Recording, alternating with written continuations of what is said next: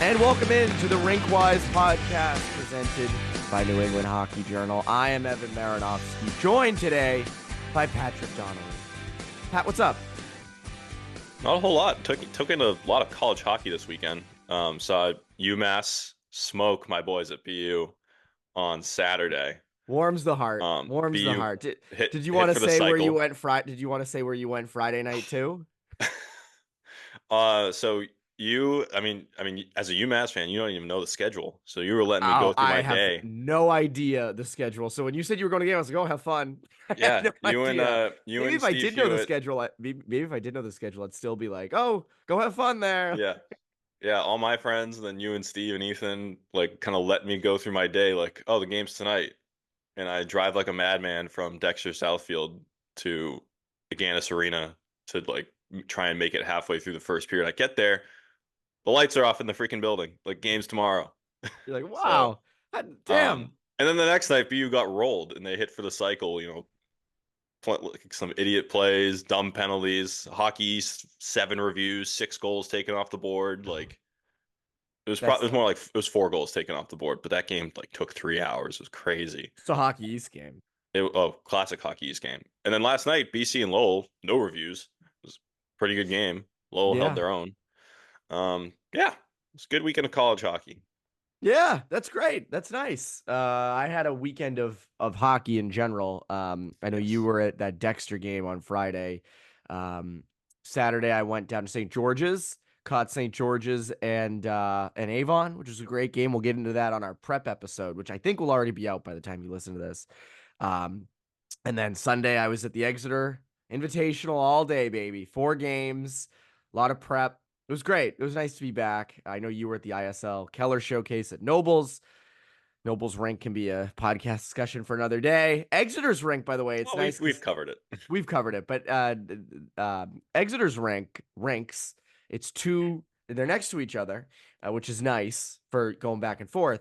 But it's gray in there. It looks like we can get into that in the prep episode, so I don't want to like waste any ammo Is on that this. just at the Exeter like Sports Center or whatever? No, it's on their No. campus. There's a bunch of Oh, is it? other rinks in Exeter too, ironically enough. But Yeah. There's the one that has so like the pure hockey in it. It was like always yeah, the novelty when we went and yes. played there when we were little. Yes, if there's a pure hockey in the rink, I'm in. But this episode has nothing to do with prep. This is MIAA preview. For those who follow us, which thank you, you would know that we did a segment on the TV show on boys, about 5 minutes, covered sort of the best teams. Went fairly in depth, but this will go much more in depth, and we'll have girls too on this episode. We'll have a lot of. We're going to start with the MIAA girls world. And last year was exciting. The cool thing about girls is Division 1 and 2 are sort of equal. Am I right, Pat? Like they're not like boys Division 1 and D2. Like there's a couple D2 teams that are like Division 1 par, but girls it feels more equal.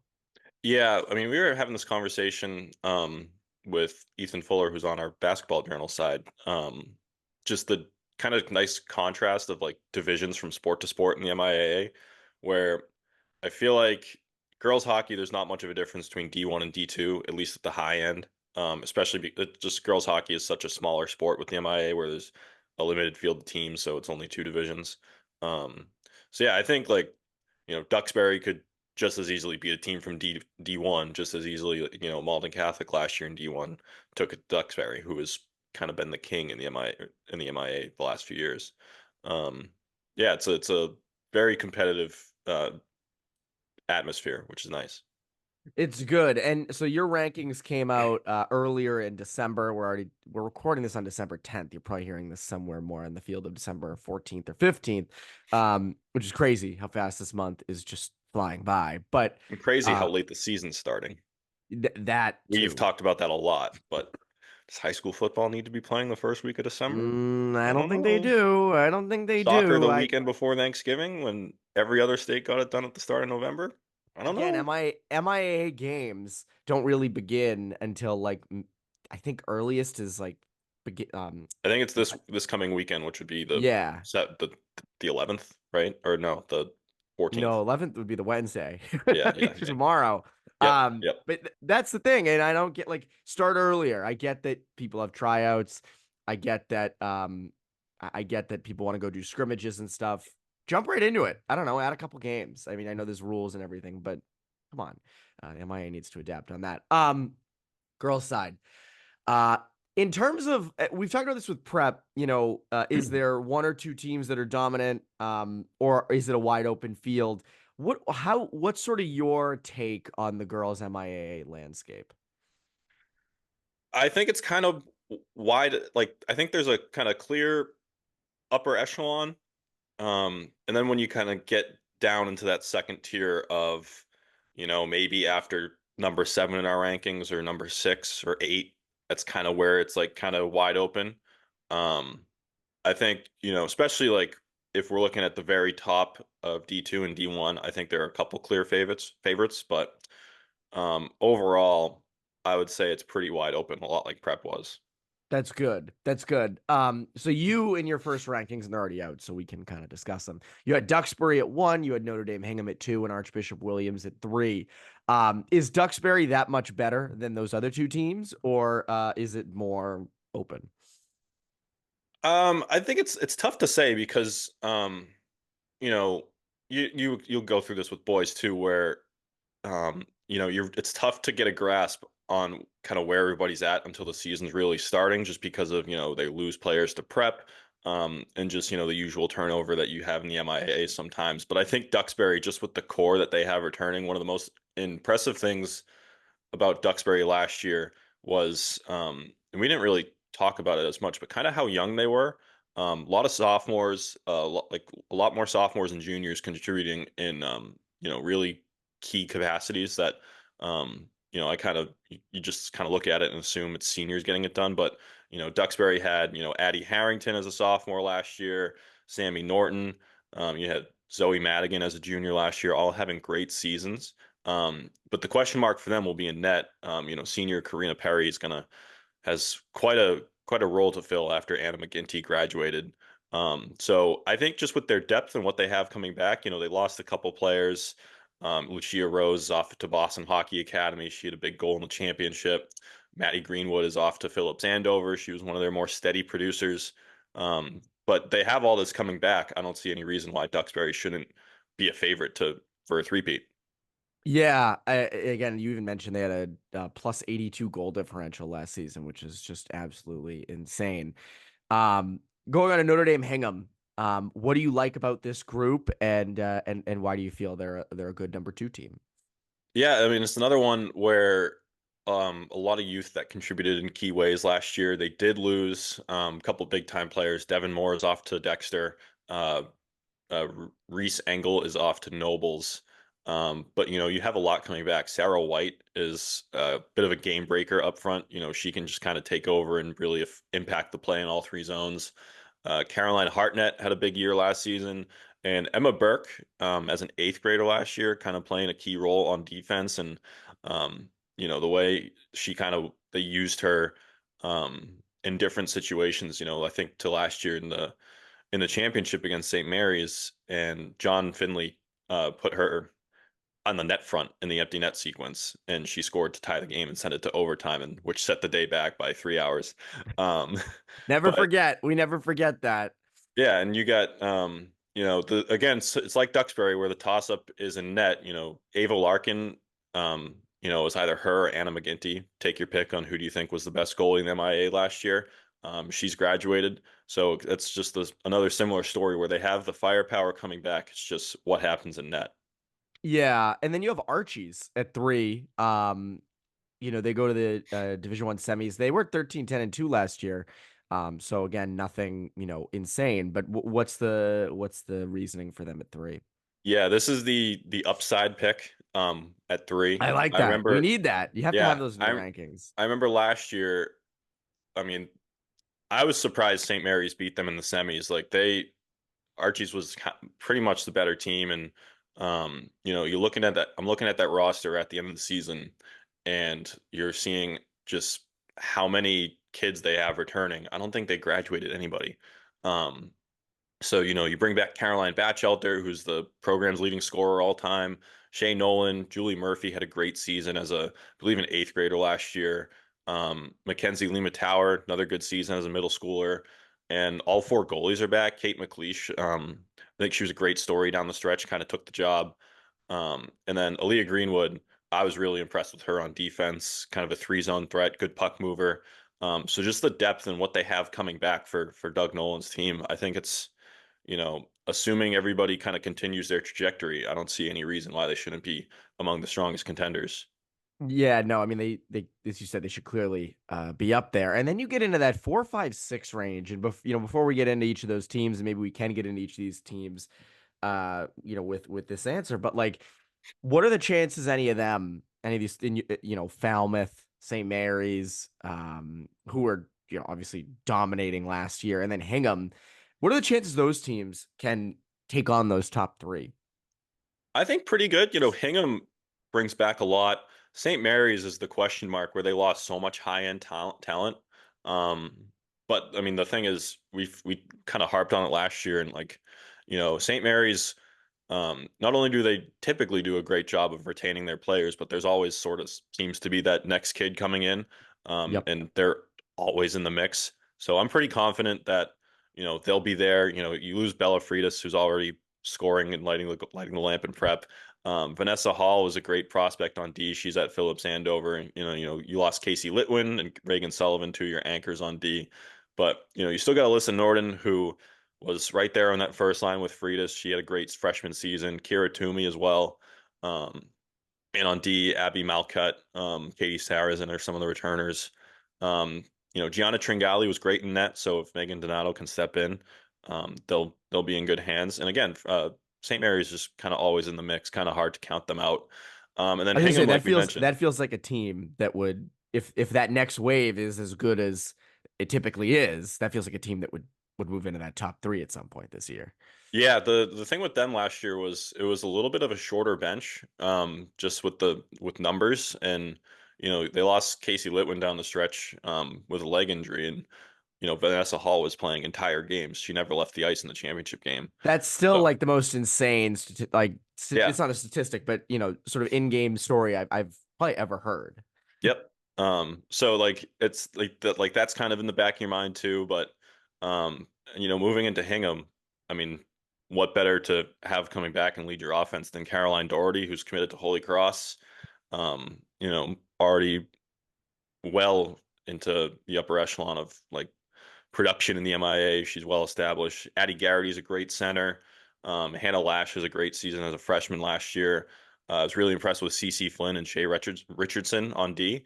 And I believe Izzy McGar is back in net as well. So they have the core in place, for Courtney Turner and Hingham. So I think they can do it and crack into that upper echelon. It's just, sort of the strength of the teams ahead of them and how they do. And, if Hingham can match up.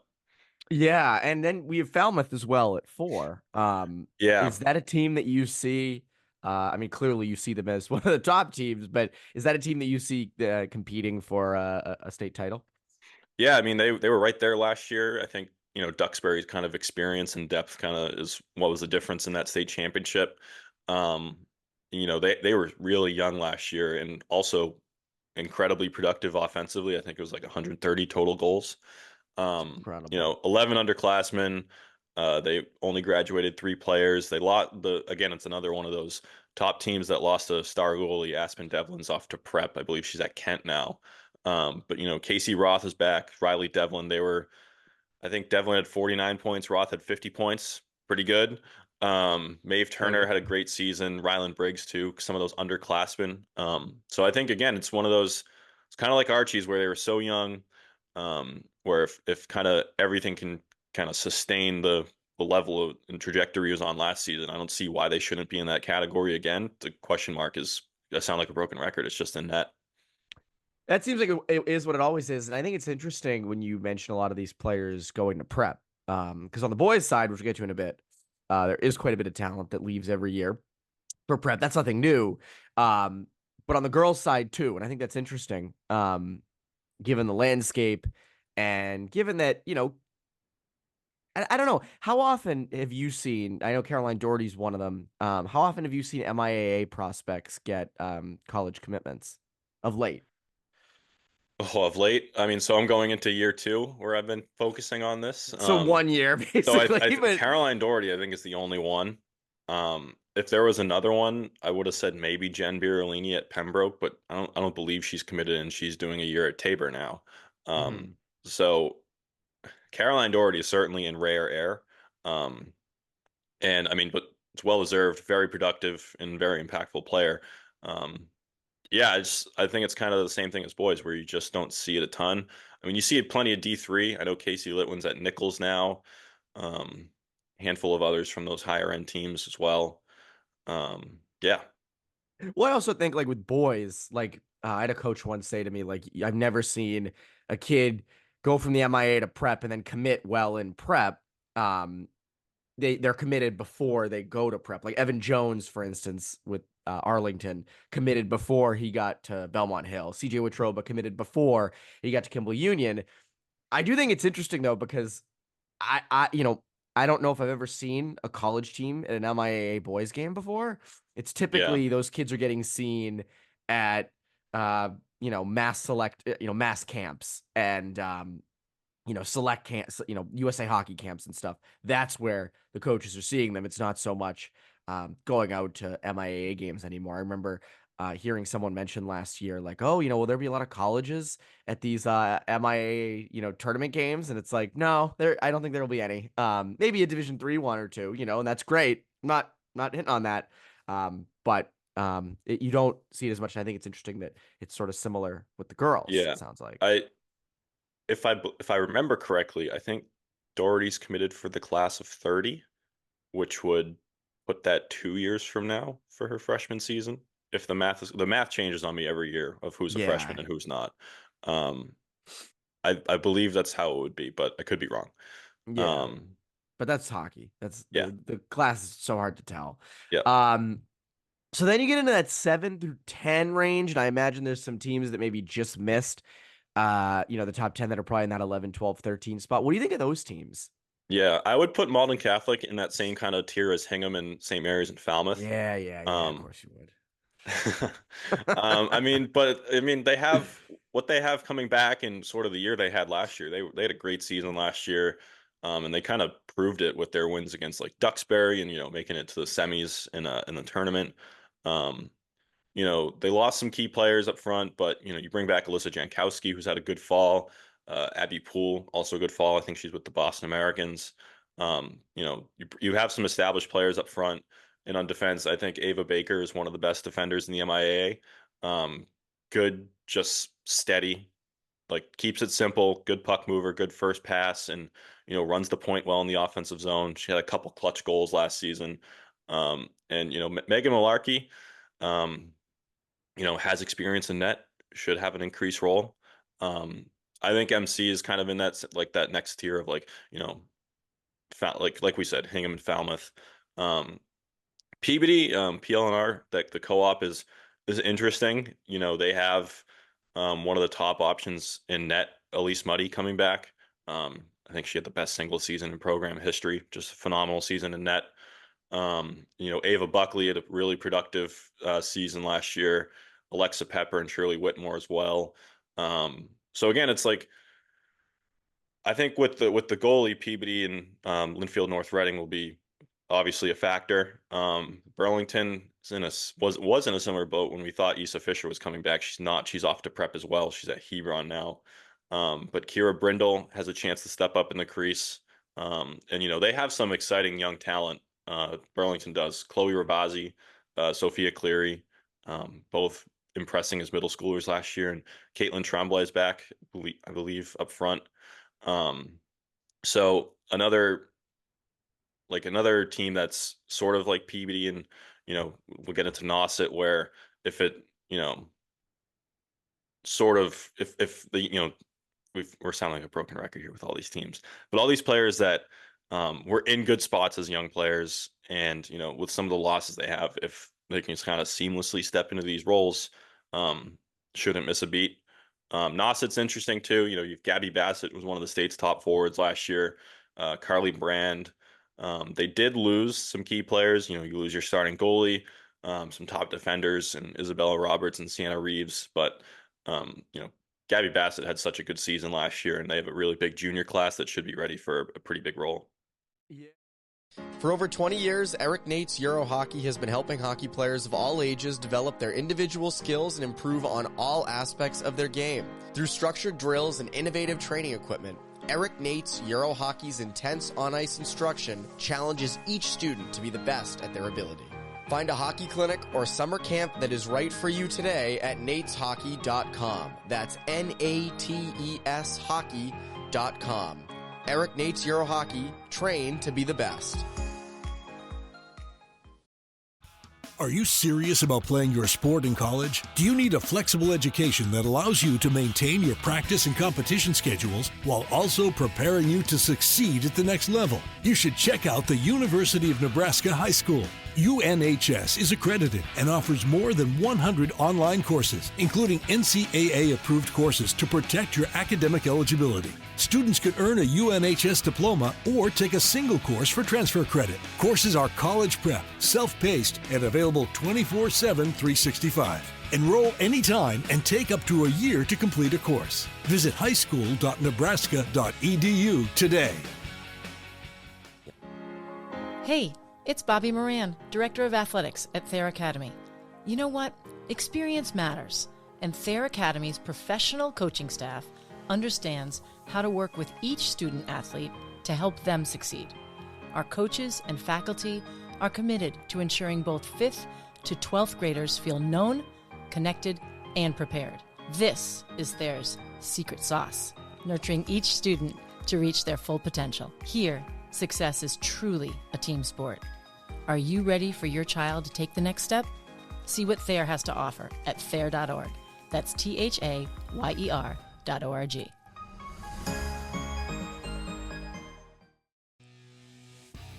I was at the Absolute Filth Hockey Wax website the other day, and I was wondering to myself what Absolute Filth's dragon's blood smells like. Is it fiery, or maybe it's sweet like the scent of victory after a triple overtime game? Probably a mystical aroma that'll magically make you dominate the ice. Knowing the folks at Absolute Filth, I bet it's part fierce dragon, part subtle smokiness, with a dash of awesomeness jammed into that giant puck of wax. Whatever it is, I'm definitely grabbing some dragon's blood for my next game. Gonna slap that wax on my stick and play with fire. Sorry boys, but the locker room's about to smell like a medieval fantasy tonight. Check out Dragon's Blood and more over at Absolute Filth's website, hockeywax.com. Perfect for the holidays, and they've even got a 2-for-1 sale going on right now with free shipping. Awaken your inner dragon and rule the ice at hockeywax.com. That's your top 10. Any teams outside of it that you're keeping an eye on that you think has a chance to get in there? I would keep an eye on Methuen-Tewksbury. Sort of in that next range. MJ Patish is a really good defender there, productive. They only gave up, I think, 22 goals all of last season. Other than that, off the top of my head, I think there's, put me on the spot. Might have to Parents are getting pissed right now. Parents are like, oh my God, he forgot my daughter's school. Well, I know I put In the Hunt in the Google Doc for the magazine, so I'm going to try and find those. Don't worry about that. If it's Framingham, then I care. And I'm in, it's unfortunately it's not Framingham. I think it's interesting though, because in girls, I've covered the last two. I've at least been there for the last two, and it does feel like it's similar teams that are sort of in the running, and those were most of your top 10. Like even St. Mary's down to 5 is sort of a shocker, and feels like a team that just historically will get back into that top 3 and be a team that's competing for a title come the end of March. Do you have any other girls MIAA thoughts before we turn it over to boys? Anything we didn't touch? Just a couple players I would highlight. Milana Schumann at Longmeadow. She made it to Mass Final 40 last spring. A good freshman season. Sophia Luoni at Natick as a goalie. She was a freshman last season, kind of led them to the tournament for the first time in history. So she's one to keep an eye on.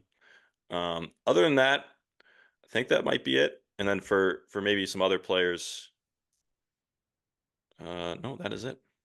There we go. All right. Yeah. That's our girls preview. That was a lot. So I'll turn things over to you to interview me about boys. So we'll get into your top 10. And I think the big takeaway coming into the season is who can beat St. John's. Winchester almost did last year, Winchester came damn but close. they're extremely close. But, top spot, kind of what we expected. You have St. John's Prep. Yeah, what I would say about SJP this year is they lost a ton. And they know that. Jake Vanna, Christian Rosa, Johnny Ty, Brady Plaza. They also lost Ethan Goodrich and Cooper Hosmer to Prep. So like that's a lot. And that top line of Ty, Rosa, and Vanna last year was dominant. I would say easily the best line in Prep. And they were big in the championship game. They were big the whole run. Like that line was just impossible for teams to stop. Xaverian couldn't stop them in that Final Four game. And they're our number one team, but I don't think they are like far and away number one. And my guess is they will not be number one at different points of the year.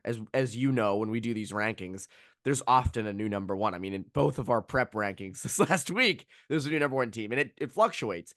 And so I could see them easily falling out of that. Whereas last year, if memory served, they were kind of in it the whole year. They were clearly the best team. To me, what separates them is AJ Faris in net. Like that kid is good. Doesn't get the love that I think he probably deserves solely because that team is just has been so good while he's been there that you sort of overlook the goalie. But there is this. There obviously, yes, we like to look for the goalies who make 40 saves a game and stand on their head and all that stuff. But there's also something to be said for a guy who makes 18 saves and isn't, in it the whole game because his team's at the other end of the ice. But when they do come his way, and it's often odd man rushes, they make the saves. And AJ is like that for sure. And I think he also can handle a hard workload. But some of the guys they have returning, Mason Luciano is going to be sort of one of their captains. He's a senior. He's going to be a go-to guy for Christian Hansen. On defense, they have 4 guys back: Jared Goldstein, they have Greg Benedetto, Ryan Finn, Kevin Correa. The big thing with this team, in talking to Christian Hansen, is that next wave. And even he said to me, he's like, there's a lot of new guys who you probably, know people aren't super familiar with that are going to be in legitimate roles and have to step up. And so that's why it wouldn't shock me if they have a little bit, they have some growing pains at the start of the year. So, they're still St. John's Prep. They're still really good. They could be better if this next wave is, even better. It's funny, they'll lose a kid to Prep. They obviously lost Hosmer and Goodrich. I watched Goodrich, by the way, score a goal against Avon on Saturday, so that was awesome for him. But they still keep a lot of guys, and it's a tradition-rich program, and guys want to play there. So SJP will still be in the mix, and I have it number 1, so they better be in the mix throughout the year. Yeah, and moving to 2, another private school, maybe gets overshadowed by some of the Metro Boston teams we pay attention to, like BC, Xaverian, St. John's, but you have Pope Francis. Pope Francis, to me, could be number 1 throughout the year. This, to me, feels like the team that probably will be a favorite, down the stretch. They are confident what they have. Brian Foley's back, missed last season due to suspension. And they're always in it. Last year, they were, I think, the number 2 seed in the tournament. They lost kind of early for their standard, given that they won the year before, and they're always sort of in that Final Four mix. They have Nick Ritchie back in net, really good small goalie, but they also have some other guys there too that are going to be battling for the net. Up front, they're deep. Mike McGrath's going to lead the way, senior captain. He's at 07. He's going to be thrust into that, sort of number 1 role. You have guys like Matt Regan, Liam Dolan, Joe Orzelak, Nick Burns. They feel they have a really deep top 9, which is not something you see a lot in the MIAA. You'll see teams that have one really good line and then, sort of fall off. That's not going to be them. They are going to hit you in waves. That's why, to me, this team could actually be the favorite. It's hard to say like a sleeper is number 2, but like if we were doing predictions, like I think Pope goes back to the Garden. And then on defense, you have Max Monroe, Mason Goodrow, Mason Thayer.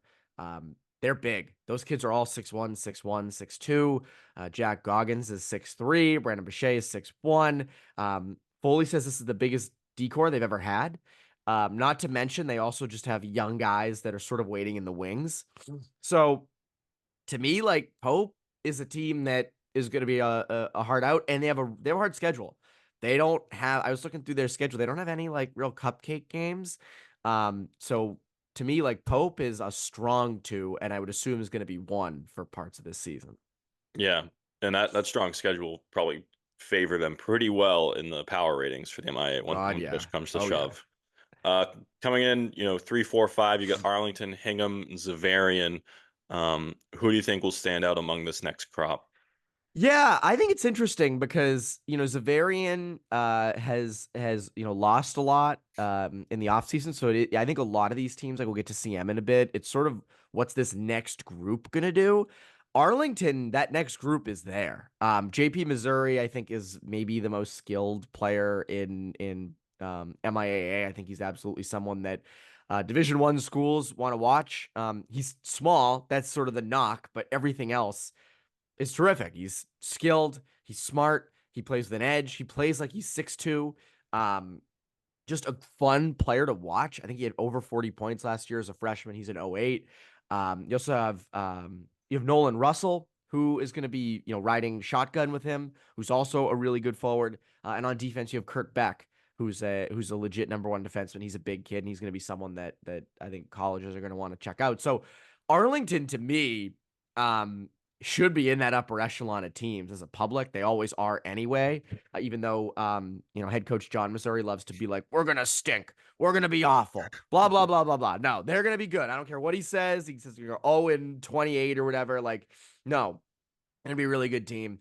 And they're up there. And then you have Hingham. Hingham is going to be really good again. They're a team. Hingham is in it every single year. But again, this year, I think, Cam McKenna's back, Connell McCulleran. They have both goaltenders back, Mike Caro and James Whitmore. So, like, to me, that's a team that's also going to be in it. Hingham I find fascinating because occasionally you'll see some Hingham kids off at prep schools, but Hingham does a very good job. Tony Messina does a really good job at the culture there and getting guys to want to be Harbormen. And I find that fascinating, and that's why they're always in our top 10. And I got them at number 4 this year. And Xaverian, again, like, they lost Cole Pouillat, Porter, and net. Jack Fitzpatrick goes to Dexter a year or 2 early. Colvin Callahan goes to Tabor early. Both guys they were already top guys for Xaverian last year. They would have been, even better in the MIAA this year. Devin Gosiak and Jackson Morse are back. They also have Joe von Handorf. They have Daniel Gentile. They have Brian Bayo, James Duggan. And no, not Brian Bayo, the Red Sox pitcher. Brian Bello, the Xaverian forward. All good Good players. thing all the games are at night. That's right. Yeah, he can pitch. He can pitch during the day. And then, you all, like, one thing Dave Spinelli mentioned to me, who, by the way, is a Framingham guy, mentioned to me that you also have a lot of guys coming up from JV. I think we forget about this sometimes. Oh yeah, all the time. There's a lot of guys on JV that are ready that will be good varsity players down the road. And for a school like Xaverian and CM and St. John's Prep and even Pope Francis, this is a good year to do that. Because, again, Xaverian's SJP and CM, which we'll get to in a second, lost a lot of guys. So that JV team has a lot of varsity caliber players who will be counted on to step up. So that's the top 5. That's the top 5. Yeah, it's always interesting to kind of scroll through some of the high school content and see some kids that I've covered in, like, baseball or soccer. Yeah, you have that angle. That's interesting. Who's a good baseball and soccer player? Jackson Morse had a great year for Xaverian last year. A good ball player. And sort of yesterday we were talking about Laz Giardina, Lawrence. Great pitcher, had a great game against Rivers last year. And I just never made the connection. It was the same kid. But yeah. 6, 7, 8, Catholic Memorial, Reading, and Marshfield. You mentioned Catholic Memorial kind of in the same boat as Xaverian. What do you make of them? Yeah, that's a tough team to gauge because it's hard to know who's coming up because we don't see them as much, especially with being on JV last year or this or that. They graduated Freiberger. Nick D'Olimpo goes to Dexter. I saw him score his first goal in the season opener. It's just going to be a lot of kids coming up, and historically they have good hockey talent. So I have no doubt that that next crop, that next wave is going to be good. It just comes down to how good. I believe they also have Colin Yandel, a really good defenseman on D. So he'll be someone to watch throughout the year. So I've seen CM could fluctuate because I'll be honest, I don't know that next wave enough to sit here and be like, nope, they're going to be top 5, or nah, they're going to be, in that 8 through 15 range. Like that's why I have them at 6. Reading is another public that's always in it. They lose Chris Hannafin. But Mark Doherty feels that, they're going to be in the mix. I believe they have 5 of their defensemen returning. So that's a huge thing that they're going to have throughout this year, having that D-core. They have a goalie in net who also has waited his turn behind Chris Hannafin, which is hard. I'm always fascinated by kids who wait their turn behind a guy. It's Owen Holland. I had to pull it up. Owen Holland getting his chance. He's going to be good for them. On D, they have Ian Leonard as another defenseman for them, who's going to be good. And then up front, you have Liam Hansen, who's gotten bigger. He's going to be someone that has to step up. Nate Mulvey, same type of thing. So it's a lot of guys who are in that, who were secondary scorers last year, or maybe JV, we're going to have to step up this season. Then Marshfield is Marshfield. Like, Marshfield is another public that's always in it. We have them at 8. They have Jack Doherty up front. He's going to be their best player. He's probably going to be one of the best players in the MIAA at 30 points last year. Sammy Holt is a senior. He's been a 4-year guy. Dan Connolly was saying to me that he's someone that, every year, even since he was a freshman, has somewhere like, is in the teens for points. They're hoping he can jump up into, being a top point getter, and they believe that he absolutely can. Brendan McLaughlin is someone, Ben Berrien. They could actually end up, and tryouts have already happened at this point, but when I talked to Dan Connolly, tryouts were still. Credit to all these coaches, by the way, for talking to me during the week of tryouts, because that week, as you know, Pat, is busy as hell. So props to all of them for just kind of, shooting the breeze with me. 5 freshmen making that varsity team. So a good next wave of guys. And then on D, they have Jack Giannetti, who actually plays football. He's a freshman. Joe Rotundo is one of the 5. They have 5 returning defensemen. Jack Kenny, Brendan Kashuk, Jonathan Sullivan, and Joe Merrick. And then in net, Liam Fulham was the backup last year. Now he's a senior, and now it's his turn. So you see a lot of that in the MIAA with these kids sticking around, waiting till the senior year to be starters. That's going to be the case with him. So Marshfield will be they'll be in the mix. Again, do they challenge for number, for 1 through 3? I don't know, but I think they're going to be in it sort of the whole season. Yeah. And rounding it out, Winchester, St. John, Shrewsbury. Winchester, obviously, with the almost Cinderella run to the championship last year, ended in heartbreak and controversy. And then St. John's Prep, great start to the year last year and kind of fell out of it at the end. What do you make of these two? Yeah, I think this is where these were the hardest to make, because there were a lot of other teams I had sort of in the mix there. BC High, Franklin is one that's always in it. Like, does a St. Mary's of Lynn take a step forward? A Malden Catholic, like, that's you have to kind of consider those Catholic teams. Does a Wellesley jump in there? Winchester gets the nod here because they were in the Division I final last year. They deserve the respect. They get to be in the top 10. I don't really know what to expect from this team. They lost a lot. They graduated Danny Collins, David Strong, Jack Duncan, JP Montgomery, Jim Montgomery's son, went to Rivers. They're always in it. It's going to be a hard league, though. That's a hard league. You got Belmont, you got Arlington, you got Reading. That's a hard group. Belmont's another team, by the way, that we considered for 9 and 10. And then St. John Shrewsbury, always a good team. You're right. They did fall off a fair amount last season, which was kind of unexpected because they did have some really good talent. They might have the best forward in the MIAA, and Daniel Minyalkin already committed to Bowdoin. So congratulations to him. That is an awesome thing to already have done. That was the best feeling as a senior, when college was like, when you were, you knew you had that. Obviously, you and I surprisingly did not commit for sports, but just having college out of the way, knowing where you're going, It was like the best weight off the shoulders. You can just chill and have fun the rest of the year. I think having fun for Daniel Manyalkin will be helping St. John Shrewsbury get to a state title. Dom Reedy, Brady Shenevert, Derek Mulligan, John Wang, Jake Stacy. A lot of those guys are guys that were in that bottom 6 last year who are now going to be top guys. So again, the life cycle continues with MIAA players. On defense, you have Anthony DeSimone, Ryder Bassan, Kevin Bassan, Connor Sechrist, I believe, is out for the season because he got injured.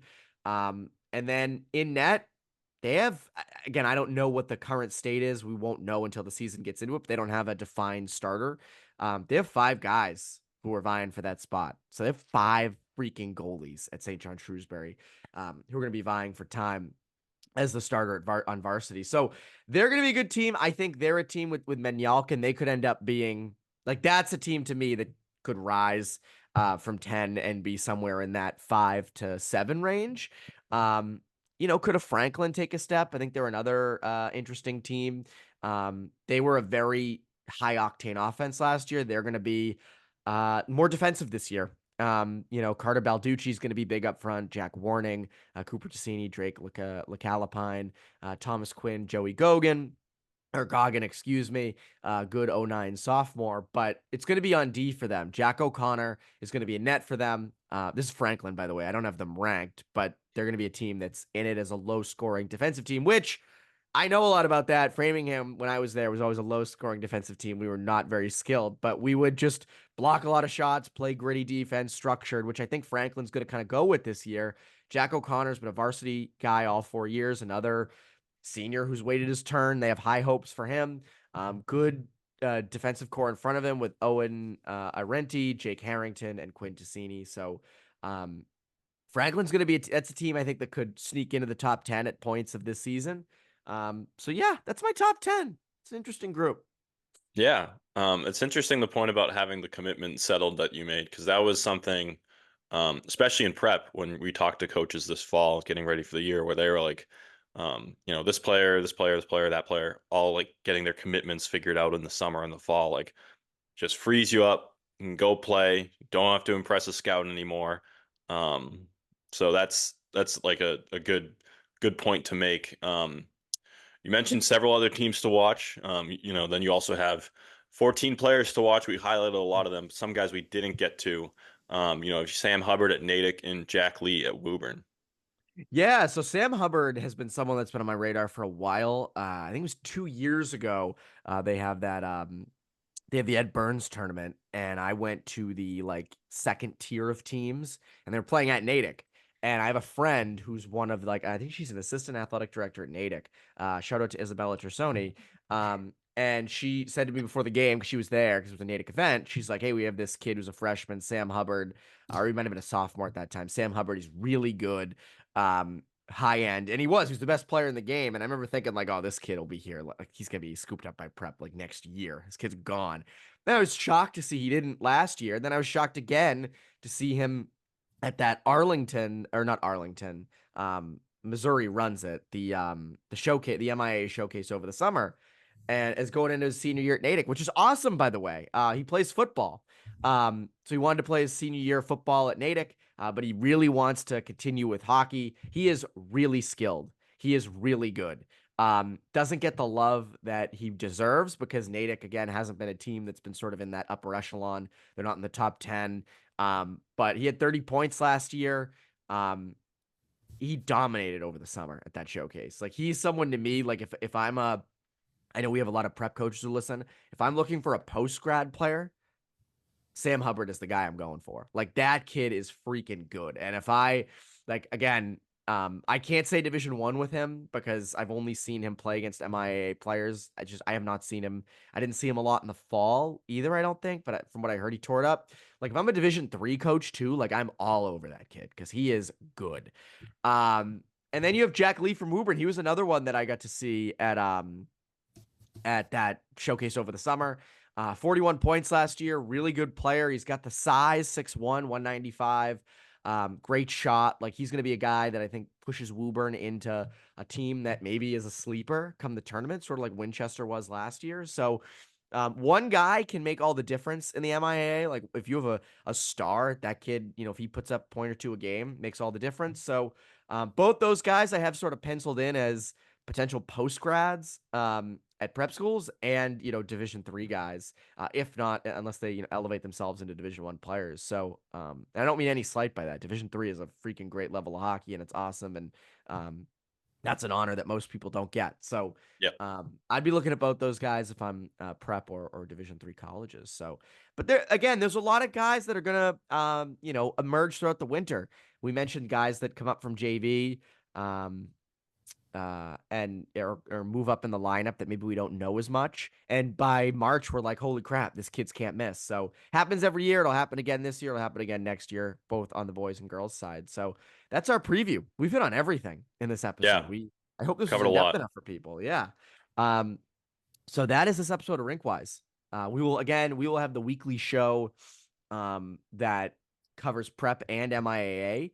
Kind of depends what the biggest stories are. We won't be covering every single school. That would take a long time, but we'll be covering the big stuff in the MIAA every week. And obviously you can check out the website. Pat, we got a lot of stuff coming. A lot of girls MIAA is on the horizon. Holiday tournaments around Christmas. Obviously, we have a lot going on with prep because prep has started already a week into that. So you can go listen to our podcast with that. And that's this episode of Rinkwise. That's Patrick Donnelly. I'm Evan Maranofsky. We will see you at the rink.